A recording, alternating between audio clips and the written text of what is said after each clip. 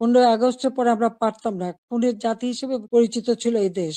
ভিক্ষার জাতি হিসেবে পরিচিত ছিল। প্রাকৃতিক দুর্যোগের দেশ হিসেবে পরিচিত ছিল। আমি সেখান থেকে বাংলাদেশকে উন্নত করে উন্নয়নের রোল মডেল হিসেবে সারা বিশ্বে বাংলাদেশের সম্মান নিয়ে এসেছিলাম।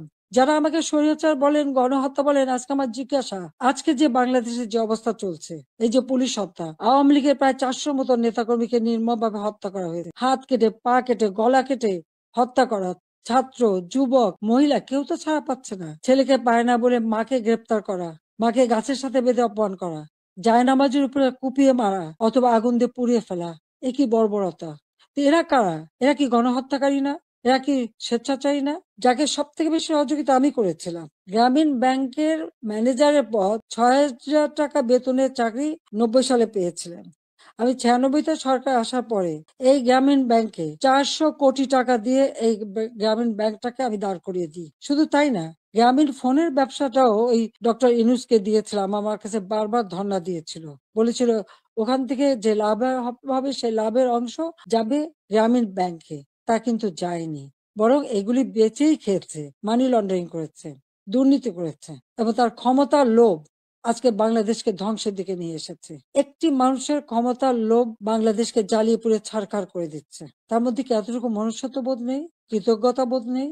যেই তার উপকার করে তার উপরেই তার মাথায় আঘাতটা করতে হবে। কিন্তু লাখো শহীদের রক্তের বিনিময়ে যে পতাকা পেয়েছি, যে সংবিধান পেয়েছি, যে স্বাধীনতা পেয়েছি, তা ওই কয়েকজন বুলডোজার দিয়ে ভেঙে গুড়িয়ে দেবে এ শক্তি তাদের হয়নি এখনো। এটা তাদের দুর্বলতার প্রকাশ।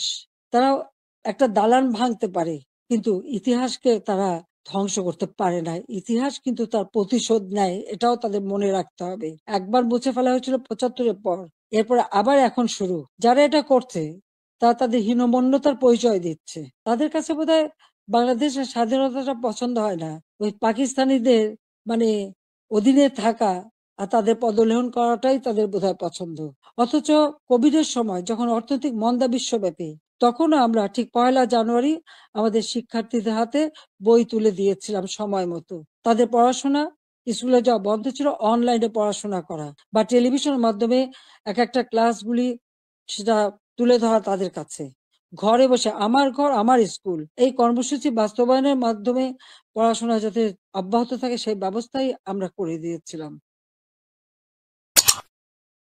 যখনকার খবর তখনই দেখতে চোখ রাখুন সুন 24 টিভিতে। চ্যানেলটি সাবস্ক্রাইব করুন।